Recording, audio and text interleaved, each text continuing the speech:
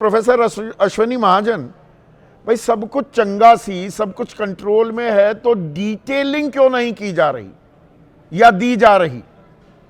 Post कर रहे हैं हरदीप पुरी, सवाल पूछा जा रहा है अश्विनी वैष्णव से कि भाई खाड़ी देशों के संकट पर समीक्षा क्या की गई, तो उस सवाल के जवाब को खा जाते हैं।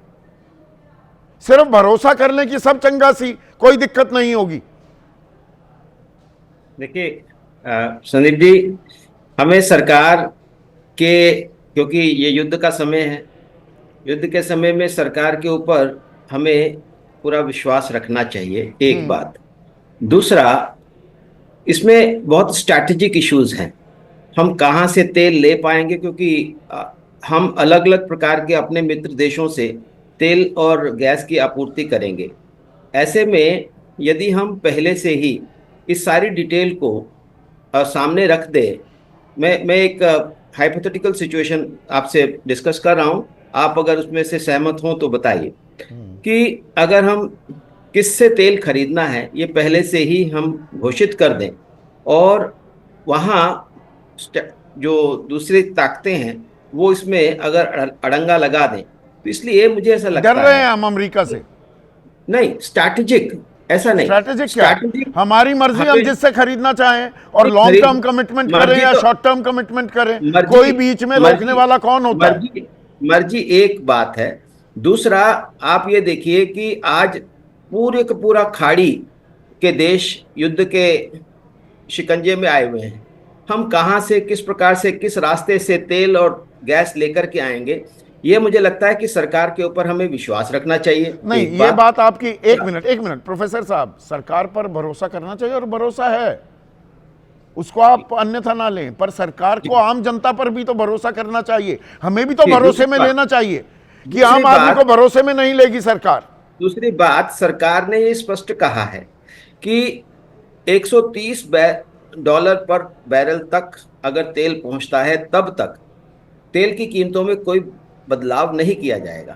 इसका मतलब साफ है कि सरकार इस सारे घाटे को अपने ऊपर लेगी, यानी सरकार, यानी जनता का ही इतना पैसा एहसान करेगी सरकार, इतना एहसान करेगी? आपने कहा सारे घाटे को, और जो अब तक फायदा उठा, नहीं, अब ये सवाल तो पूछा जाएगा। आप तो ऐसे कह रहे हैं सरकार मतलब घाटा अपनी जेब से भर देगी सरकार, कि सरकार घाटा उठाएगी, और सरकार जो फायदा उठा रही थी, ये कितने 27-28 लाख करोड़ में, एक साल 1.5 साल पहले का आंकड़ा बता रहा हूं, तेल में एक्साइज बढ़ाकर जो सरकार ने कमाए उसमें हमें कुछ राहत दी थी। नहीं, सरकार ने जो कमाया वो उसका क्या इस्तेमाल किया? आप ये देखिए कि यूपीए के समय में 1,00,000-1.5 लाख रुपया ही खर्च किया जाता था इंफ्रास्ट्रक्चर पर, अब 12 लाख करोड़ रुपया खर्च किया जा रहा है। जितना हमारा फिस्कल डेफिसिट है उससे ज्यादा। अच्छा, बहुत हुई पेट्रोल डीजल की मार, बहुत हुई तेल की मार, बहुत हुई गैस की मार। अब की बार मोदी सरकार 35 रुपए में बेच देंगे, वो बाबा ज्ञान देते थे हमें, 35 रुपए में तेल मिल जाएगा जी, मिल गया। आज हमारी फिस्कल डेफिसिट की पोजीशन अच्छी है, हम मात्र 4.3% फिस्कल डेफिसिट पर हैं। अगर 20-25 दिन या 1 महीना, 1.5 महीना, 2 महीना अगर तेल महंगा होता है और सरकार उसको अपने ऊपर लेती है तो कोई बहुत बड़ा अंतर पड़ने वाला नहीं है। इसलिए इस बात से घबराने की जरूरत नहीं कि तेल ये अच्छा, घबराए ना, ये जो गैस को लेकर भी नहीं घबराना चाहिए फिर तो? नहीं, गैस के तेल की आपूर्ति है, मतलब गैस की नहीं थी हमारे पास। 6 तारीख को बताया गया हमारे पास पर्याप्त भंडार हैं, 7 को 60 रुपए गैस के दाम, जो आम आदमी लेता है 14 किलो 200 ग्राम वाला सिलेंडर, वो 60 रुपए बढ़ा, कमर्शियल 115 रुपए बढ़ा दिया। इसमें असलियत की बात यह है कि हमारी निर्भरता एक ही देश पर बहुत ज्यादा है, कतर पर। तो इसलिए जहां जहां इस प्रकार की गैस की सप्लाई बाधित होती है, हमें दूसरे रास्ते खोजने पड़ेंगे, और इसके लिए मुझे लगता है कि रणनीतिक तरीके से, डिप्लोमेटिक तरीके से इस प्रकार की टाइमलाइन पता होनी चाहिए ना प्रोफेसर साहब। नए रास्ते खोजने, नया रास्ता खोजने जाएंगे तो टाइम लगता है, तो उस टाइम तक ये जो कतारों में लोग खड़े हैं वो क्या करेंगे? ऐसा नहीं है, ये सब रास्ते खोजे जा रहे हैं। ऐसा नहीं है कि कल खोजने जाएंगे या 2 दिन 10 दिन बाद खोजने जाएंगे, खोजे जा रहे हैं।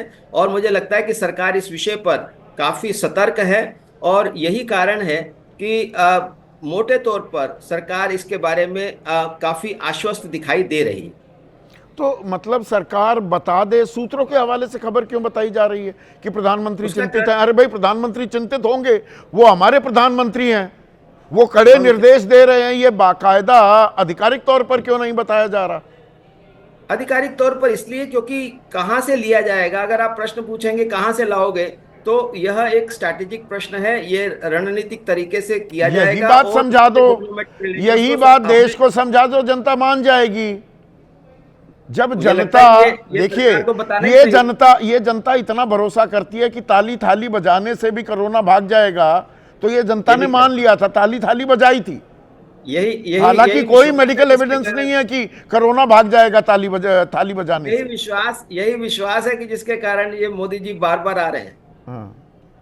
तो मतलब उस विश्वास को, जनता में वो विश्वास तो कायम रखना चाहिए ना, जब जनता आप पर विश्वास कर रही है। तो ये पूरी दुनिया में अगर तेल की कीमतें बढ़ रही हैं, अगर गैस की आपूर्ति कहीं बाधित हो रही है, पूरी दुनिया में हो रही है, हमें अपने तरीके अच्छा, से अब ये सारी दुनिया में हो रही है। अच्छा, पाकिस्तान का उदाहरण नहीं दिया, अच्छा किया। पाकिस्तान में तो घमासान मच गया है, वहां पर तो मारपीट हो रही है।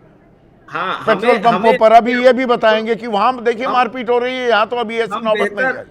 हम बेहतर पोजीशन में हैं और बेहतर ही रहेंगे, क्योंकि हमारे जो डिप्लोमेटिक रिलेशंस हैं अन्य देशों से और खास तौर पे खाड़ी के देशों से बहुत अच्छे हैं। इसका हमें लाभ मिलेगा, ऐसा मुझे पूरा विश्वास है।